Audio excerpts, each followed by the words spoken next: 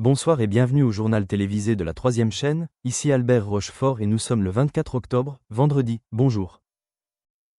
Le président ukrainien Volodymyr Zelensky a rencontré les dirigeants de l'UE à Bruxelles le 23 octobre, les exhortant à intensifier la pression sur la Russie face à son agression continue en Ukraine. Zelensky a souligné que, malgré la résilience des forces de défense ukrainiennes et le soutien international dont elles bénéficient, les stratégies militaires et politiques de la Russie continuent de déstabiliser la région. Il a appelé à des sanctions plus sévères et à une action plus décisive de l'Europe afin que la Russie subisse les conséquences de ses actes. Zelensky a souligné l'importance de l'unité de l'UE face à la poursuite des opérations militaires russes, qui durent depuis 2 ans. Le président ukrainien a souligné que, si les forces ukrainiennes sont déterminées, un soutien européen accru, tant militaire qu'économique, est essentiel pour maintenir la dynamique et défendre la souveraineté de son pays. Lors de sa visite, Zelensky a également réitéré la nécessité d'un armement de pointe et d'une aide financière supplémentaire pour soutenir les efforts de redressement et de stabilisation de l'Ukraine. Il a averti que sans une action plus intense, la guerre pourrait s'étendre au-delà des frontières de l'Ukraine, constituant une menace accrue pour la sécurité de l'Europe. Les dirigeants de l'UE, conscients de la pression croissante, ont promis un soutien continu, mais ont également souligné l'importance de trouver une voie vers une paix durable, suggérant qu'une solution diplomatique demeure un objectif. Cependant, Zelensky est resté ferme sur sa position. Les actions de la Russie ne doivent pas être récompensées par des concessions. Ce sommet a marqué un tournant dans le conflit diplomatique et militaire actuel entre l'Ukraine et la Russie, la visite de Zelensky rappelant l'importance des enjeux pour l'Ukraine et le continent européen dans son ensemble. L'ancien président Donald Trump a officiellement mis fin aux négociations commerciales avec le Canada, invoquant ce qu'il a qualifié de « conditions inacceptables » dans les discussions en cours. Cette décision, annoncée le 23 octobre 2025, marque un tournant important dans les relations canado-américaines, notamment après des années de discussions commerciales tendues sous l'administration Trump. Dans une déclaration, Trump a accusé les responsables canadiens d'être inflexibles et de ne pas négocier de bonne foi, affirmant que les conditions proposées par le Canada n'étaient pas avantageuses pour les États-Unis. Cette décision s'inscrit dans le cadre de l'approche plus globale de Trump en matière de commerce international, mettant l'accent sur la politique de « l'Amérique d'abord ». Selon des sources proches de l'ancien président, Trump était frustré par la réticence du Canada à faire des concessions sur des questions clés telles que les droits de douane sur les produits agricoles et manufacturiers, qui constituent depuis longtemps des points de discorde. Trump a soutenu que le cadre commercial actuel favorisait disproportionnellement le Canada et que les États-Unis devraient privilégier les accords qui profitent plus directement aux industries et aux travailleurs américains. Les dirigeants canadiens ont réagi rapidement, exprimant leur déception face à cette décision et réaffirmant leur engagement à maintenir une relation commerciale solide avec les États-Unis. Le Premier ministre canadien Justin Trudeau a qualifié cette décision de « contre-productive » et a averti qu'elle pourrait avoir des répercussions sur l'ensemble de l'économie nord-américaine. Les responsables canadiens ont également souligné que les deux pays entretiennent la plus importante relation commerciale au monde et que cette perturbation pourrait engendrer de l'incertitude pour les entreprises et les travailleurs des deux côtés de la frontière. La fin de ces négociations suscite également des inquiétudes parmi les entreprises américaines qui dépendent du commerce avec le Canada. Les experts ont souligné que la fin des négociations pourrait entraîner une hausse du coût des biens et services, ce qui pourrait, à terme, affecter les consommateurs. Cette décision complique également les efforts visant à stabiliser le commerce mondial dans un contexte d'autres défis internationaux. La décision de Trump a suscité des réactions mitigées de la part de ses partisans et de ses détracteurs. Certains félicitent l'ancien président pour sa fermeté envers ses principes commerciaux, tandis que d'autres craignent qu'isoler des alliés clés comme le Canada ne nuise à l'économie américaine à long terme. L'avenir des échanges commerciaux entre les États-Unis et le Canada demeure incertain alors que les deux parties continuent de gérer les conséquences de ce changement soudain dans les négociations. Aujourd'hui, lors de la conférence de presse nationale française, Céline Martin et son mari, le vice-président français Marcel Martin, ont prononcé un discours sur le thème suivant. La fin des négociations avec le Canada incite Trump à exercer une influence flagrante sur les décisions judiciaires américaines. Ce sujet sera abordé dans un reportage vidéo. Aujourd'hui, lors de la conférence de presse nationale française, Céline Martin et son mari, le vice-président français Marcel Martin, ont prononcé un discours passionné en réponse à la récente décision de l'ancien président américain Donald Trump de mettre fin aux négociations commerciales avec le Canada. Le couple, qui exprime depuis longtemps son engagement en faveur de la diplomatie internationale et de l'intégrité judiciaire, a abordé les inquiétudes croissantes suscitées par le comportement agressif de Trump sur la scène internationale. Céline Martin, debout à la tribune avec assurance, a commencé son discours par une condamnation ferme des actions de Trump, présentant la fin des négociations commerciales non seulement comme un revers diplomatique, mais aussi comme un élément plus large d'un comportement répréhensible menaçant l'indépendance du système judiciaire américain. Il ne s'agit pas seulement de commerce. Il s'agit de l'érosion des valeurs démocratiques et de la manipulation des processus judiciaires à des fins politiques, a-t-elle déclaré, ces mots ayant résonné dans la salle. Mesdames et messieurs, nous assistons aujourd'hui à un tournant inquiétant dans les relations internationales, et plus particulièrement dans les relations commerciales entre les États-Unis et le Canada. Donald Trump, ancien président des États-Unis, a pris la décision de mettre fin aux négociations commerciales avec notre voisin nord-américain, mettant ainsi en lumière un comportement qui dépasse le simple domaine des relations diplomatiques. Ce geste, qu'il présente comme une démarche stratégique en faveur de l'Amérique, soulève en réalité de sérieuses préoccupations quant à ses intentions et à son influence, non seulement sur la scène mondiale, mais aussi sur le système judiciaire des États-Unis. Il ne fait aucun doute que Trump, par sa décision de couper les ponts avec le Canada, adopte une attitude de plus en plus agressive. Un comportement qui va au-delà du simple jeu diplomatique. En agissant de la sorte, il montre non seulement son mépris pour la coopération internationale, mais également sa volonté de manipuler le système à son avantage. Ce n'est pas simplement une rupture de négociation commerciale, mais un signe de son intention de concentrer tous les pouvoirs à ses mains. Une tentative manifeste de remodeler les règles du jeu mondial selon ses propres intérêts, sans se soucier des conséquences à long terme pour l'économie mondiale, ni des principes de coopération internationale qui ont façonné les relations entre les nations depuis des décennies. Mais ce qui est encore plus préoccupant, c'est l'influence croissante de Trump sur le système judiciaire américain. Nous avons vu, au fil des années, comment il a cherché à influencer les décisions judiciaires, à manière de pression ou de manipulation politique. Ce comportement, qui frôle l'abus de pouvoir, soulève de grandes questions sur l'indépendance des juges et la protection de la démocratie. Lorsque des figures politiques cherchent à orienter les décisions des tribunaux à leur propre bénéfice, nous nous retrouvons face à un danger bien plus grand que des enjeux commerciaux. Cette érosion de la séparation des pouvoirs est inacceptable, non seulement pour les États-Unis, mais aussi pour le reste du monde, qui voit dans la justice américaine un pilier de la stabilité démocratique. Le système judiciaire américain a longtemps été une référence pour de nombreux pays, et cette ingérence de Trump sape cette confiance, ce qui pourrait avoir des répercussions bien au-delà des frontières des États-Unis. Si les principes fondamentaux de la démocratie et de l'indépendance judiciaire sont mis à mal, qui pourra encore croire que le droit et la justice prévalent dans les décisions internationales? Nous appelons la communauté internationale, et notamment l'Union européenne, à rester vigilante face à ces tentatives de manipulation. Il est crucial que nous restions unis dans notre engagement pour la transparence, l'indépendance judiciaire, et le respect des règles de droit. Mesdames et messieurs, face à de tels agissements, il est impératif de réaffirmer notre engagement envers la coopération internationale, la justice, et la préservation des principes démocratiques. Les États-Unis, tout comme chaque nation, doivent répondre à des normes qui transcendent les intérêts personnels de ses dirigeants. Son mari, le vice-président Marcel Martin, a ajouté que les actions de Trump étaient symptomatiques d'un problème plus vaste dans la politique américaine, un problème où les intérêts personnels éclipsent les principes de justice et d'équité.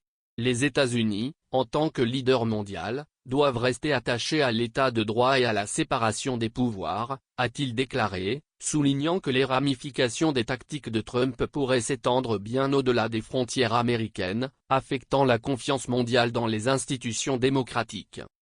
La conférence de presse a été marquée par un sentiment d'urgence palpable, le couple appelant la communauté internationale à s'unir contre ces menaces à l'indépendance de la justice.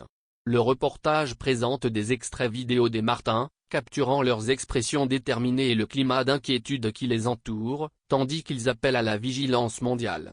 Ce moment restera dans les mémoires comme une déclaration puissante sur les dangers d'une influence politique incontrôlée, tant sur le plan national qu'international. Chaîne de télévision française 3, le jour de l'information. Cette intervention médiatique a été menée par l'actuel ambassadeur d'Israël auprès de l'ONU, Dani Danon, prononçant un discours sur la libération des otages et le processus de paix.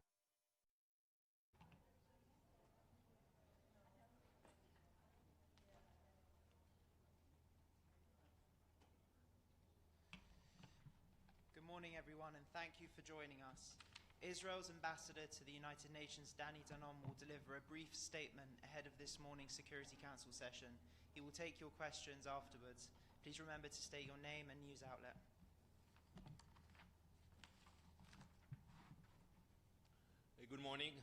Bonjour. Nous sommes réunis aujourd'hui à un moment historique pour Israël et notre région. Tous nos otages vivants sont enfin rentrés chez eux. Les restes de 15 de nos soldats tombés au combat ont été restitués pour être enterrés. Après des années de résistance, le Hamas a été contraint d'accepter ce qui lui a longtemps été refusé, libérer nos otages et désarmer. Ce n'est pas le fruit du hasard, mais le fruit d'une combinaison unique de courage et de conviction. Pourtant, notre combat n'est pas terminé. 13 de nos otages tombés au combat restent en captivité.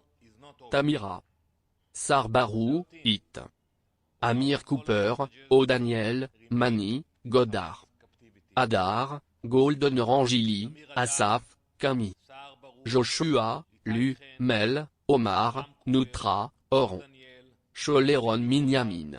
Nous n'aurons de cesse que chacun d'entre eux ne soit rentré chez lui.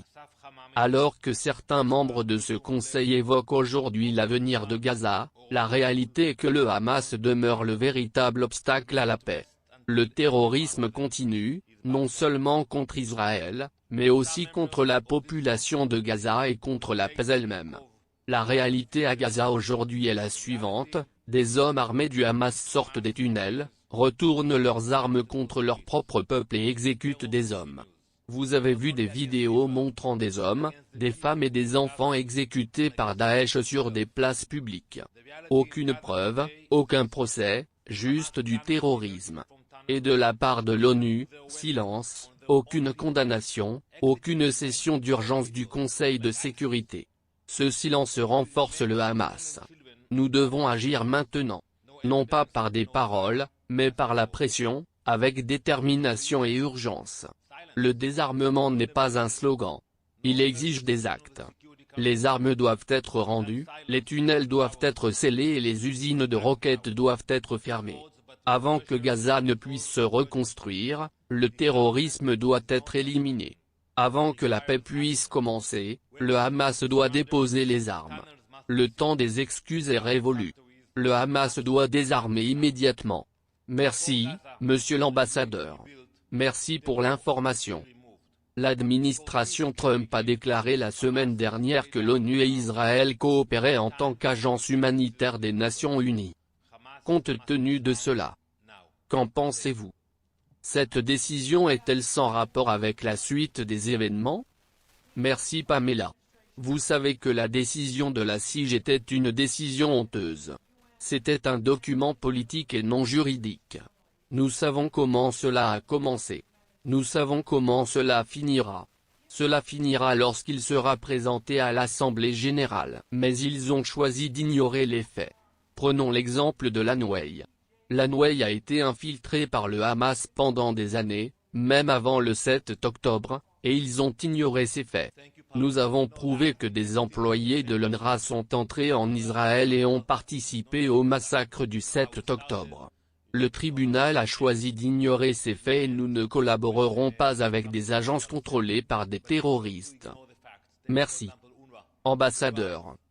Central. Nous avons entendu de nombreux responsables de l'ONU parler de l'ouverture de nouveaux postes frontières. Israël envisagera-t-il cette possibilité? Qu'est-ce qui l'empêche d'ouvrir d'autres postes frontières jusqu'à présent? Deuxièmement, nous avons entendu dire que les États-Unis envisagent sérieusement la présence de Tsahal pendant la reconstruction. Quelle est la position d'Israël? Concernant le point de contrôle, nous entretenons un dialogue permanent avec nos partenaires sur le terrain. Si nécessaire, nous pouvons ouvrir d'autres points de contrôle. Mais généralement, le problème n'est pas le point de contrôle. Le problème, c'est qu'il faut des chauffeurs et des itinéraires pour acheminer l'aide à Gaza. Concernant votre deuxième question, je ne suis pas au courant. Nous n'avons aucune intention de rester à Gaza de manière permanente et nous saluons l'engagement des forces internationales qui permettront le maintien de l'ordre public. Mais nous devons également veiller à ce que le Hamas dépose les armes. Nous sommes donc actuellement dans une partie de Gaza et nous espérons voir bientôt des forces internationales intervenir pour s'assurer que le Hamas désarme. Ma question, vous parlez de qui? Nous l'avons dit très clairement. Nous n'avons rien contre le Yémen. Nous n'avons aucun conflit avec le Yémen et, malheureusement, ce régime radical attaque Israël. Nous riposterons et avons démontré nos capacités. Nous espérons donc qu'ils comprendront que nous ne sommes pas intéressés par un quelconque combat ou conflit avec les Houthis, mais que s'ils continuent d'attaquer Israël, ils trouveront la puissance de Tsahal. Quel est le plan pour les vaincre? Eh bien, vous savez, je n'entrerai pas dans les détails techniques, mais nous avons la capacité d'accéder à n'importe quel site au Yémen, et nous l'avons prouvé. Nous avons la capacité de trouver les dirigeants des Houthis, et nous l'avons prouvé. Nous continuerons donc à agir si nécessaire. Coordonnez-vous vos efforts avec les pays de la région? Nous allons discuter avec de nombreux pays de la région. Il faut comprendre que les cagoulés ne représentent pas seulement une menace pour Israël. Il faut voir ce qui se passe en Égypte, perte de revenus pour la Suisse, liée au canal suisse, et pour le monde entier, car nous payons tout plus cher pour les matières premières à cause de leurs actions illégales. Merci beaucoup. Oui, une dernière question. On discute actuellement de l'implication de certains pays dans cette force. Je pense qu'il faudrait une combinaison de pays de la région, de pays modérés de la région et d'autres organisations internationales. Les forces armées. Et elles devront certainement participer au désarmement et à l'inspection. Vous savez que ce sera un long processus, mais nous devons le démarrer au plus vite. Merci beaucoup.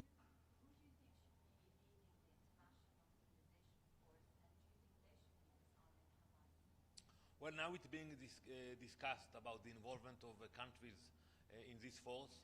I think it should be a combination of countries from the region, moderate countries from the region, and other international forces. And for sure, they will have to take part in the disarmament and the inspection. You know, it will be a long process, but we have to start it as soon as possible. Thank you very much. Thank you. Le Qatar et les États-Unis ont exprimé de vives inquiétudes concernant une nouvelle loi de l'Union européenne, avertissant qu'elle pourrait compromettre la sécurité énergétique mondiale. Cette loi, qui vise à réguler le marché de l'énergie et à réduire les émissions de carbone, a suscité chez les principaux producteurs d'énergie des craintes de déstabilisation des approvisionnements énergétiques. Ces inquiétudes ont été exprimées lors de la réunion des ministres du Forum des pays exportateurs de gaz, GECF, qui s'est tenue le 23 octobre 2025. Le Qatar et les États-Unis ont tous deux averti que l'approche de l'UE, notamment sa volonté de renforcer la réglementation des exportations de gaz naturel et la transition vers les énergies renouvelables, pourrait perturber les accords énergétiques existants et nuire à la stabilité énergétique mondiale. Au cœur du désaccord se trouve la volonté croissante de l'UE de diversifier ses sources d'énergie et de réduire sa dépendance aux combustibles fossiles, une démarche visant à lutter contre le changement climatique et à promouvoir le développement durable. Si de nombreux dirigeants européens considèrent cette mesure comme une étape nécessaire vers un avenir vert, le Qatar et les États-Unis affirment que de telles politiques, surtout si elles sont mises en œuvre trop rapidement, pourraient engendrer des pénuries d'énergie, notamment pour les pays qui dépendent encore fortement du gaz naturel pour leurs besoins énergétiques. Le ministre qatari de l'énergie s'est dit préoccupé par le fait que la législation européenne pourrait compromettre la stabilité des marchés mondiaux du gaz naturel, rendant plus difficile la conclusion de contrats à long terme pour les pays producteurs. De même, des responsables américains ont souligné que toute perturbation du marché mondial de l'énergie pourrait avoir des répercussions mondiales, notamment dans les pays en développement qui dépendent d'un approvisionnement énergétique abordable et fiable. La réunion a également mis en lumière la nature géopolitique de la sécurité énergétique, les discussions portant sur l'impact considérable que les politiques énergétiques d'une région peuvent avoir sur d'autres. Si les responsables européens ont pris acte de ces préoccupations, ils ont maintenu que la législation est essentielle à la transition vers une énergie plus propre. Le débat au GECF met en lumière les défis que représente l'équilibre entre les objectifs climatiques et le besoin immédiat d'un approvisionnement énergétique sûr et stable dans une économie mondiale interconnectée. De manière surprenante, l'ancien président américain Donald Trump a revu sa position sur les sanctions contre la Russie, marquant ainsi un changement radical dans sa politique étrangère. Lors d'un sommet le 23 octobre 2025, M. Trump a annoncé qu'il plaiderait pour la levée de plusieurs sanctions clés contre la Russie, imposées par les États-Unis et leurs alliés en réponse aux actions de la Russie en Ukraine et à ses manœuvres géopolitiques plus larges.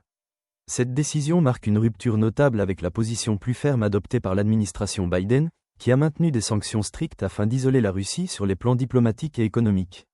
La décision de M. Trump a été présentée comme s'inscrivant dans le cadre de sa politique étrangère plus globale America First, arguant que la levée des sanctions contribuerait à stabiliser l'économie mondiale et à créer des opportunités pour les entreprises américaines, notamment dans les secteurs de l'énergie et de l'industrie manufacturière. Il a également affirmé qu'un dialogue diplomatique et économique avec la Russie serait plus efficace pour garantir une paix durable et apaiser les tensions, plutôt que de maintenir des mesures punitives qui ont tendu les relations entre les deux pays. Ce revirement a suscité l'indignation à Washington et dans toute l'Europe, les critiques accusant Trump d'être excessivement indulgent envers le président russe Vladimir Poutine. Nombreux sont ceux qui y voient une dangereuse complaisance envers un régime accusé de saper les institutions démocratiques et la stabilité internationale. Des parlementaires américains, notamment du Parti démocrate, ont exprimé leur inquiétude quant au risque qu'une telle décision enhardisse la Russie, déstabilisant davantage l'Europe de l'Est et compromettant les efforts de soutien à l'Ukraine dans sa guerre actuelle contre la Russie.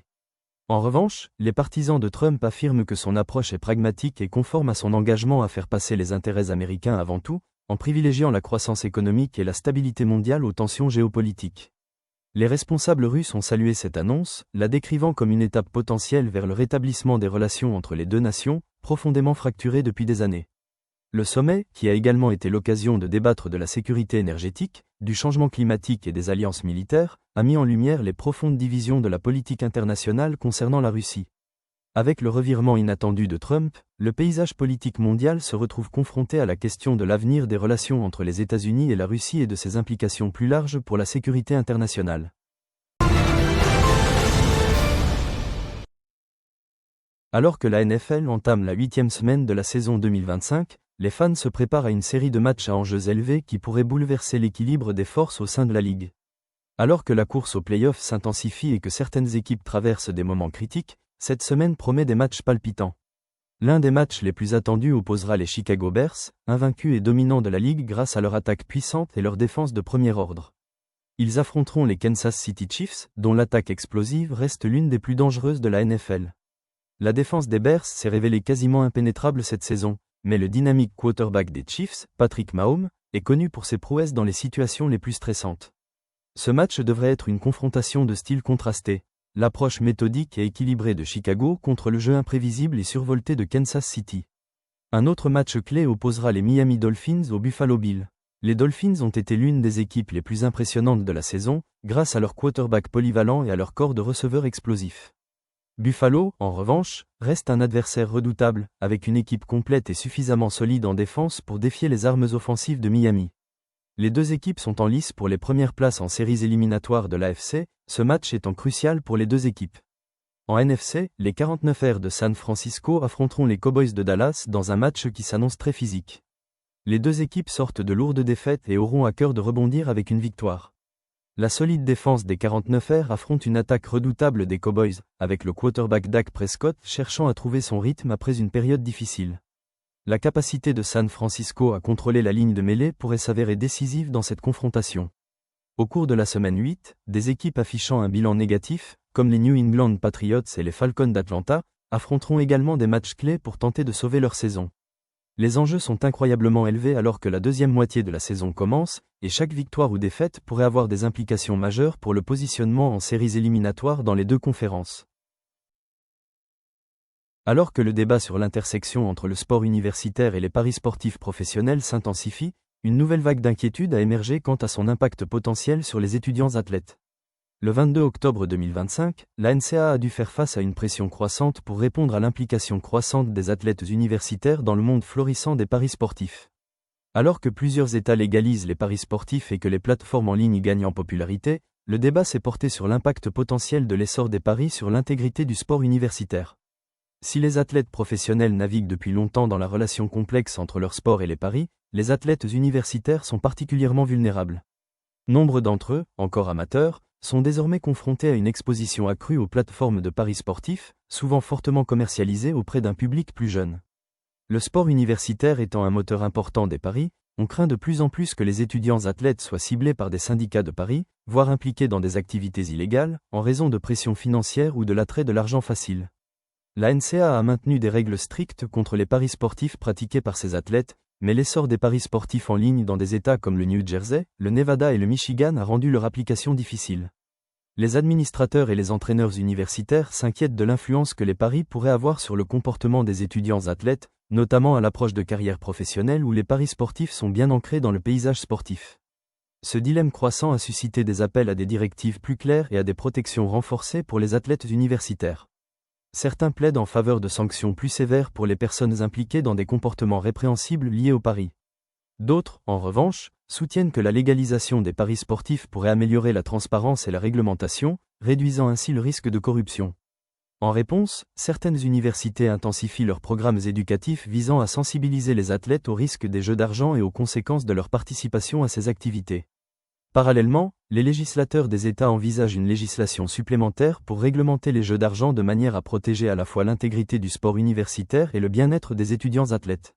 Alors que le paysage juridique continue d'évoluer, la NCAA subit une pression croissante pour adapter ses politiques à la réalité des paris sportifs dans l'Amérique moderne, en équilibrant le besoin d'équité et d'intégrité avec les marées changeantes des jeux de hasard légalisés.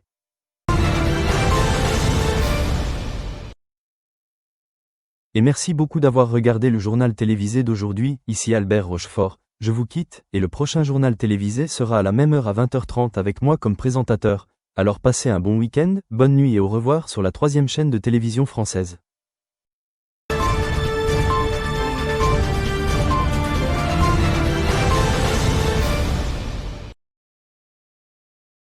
Le sponsor de l'exposition est MC Donald France. Le sponsor de l'exposition est Service de nettoyage Monsieur Propre.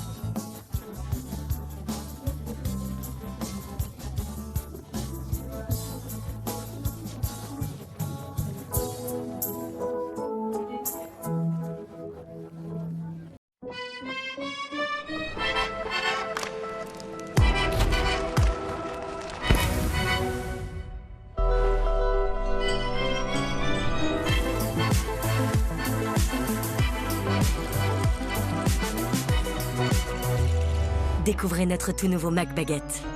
Uniquement disponible en France.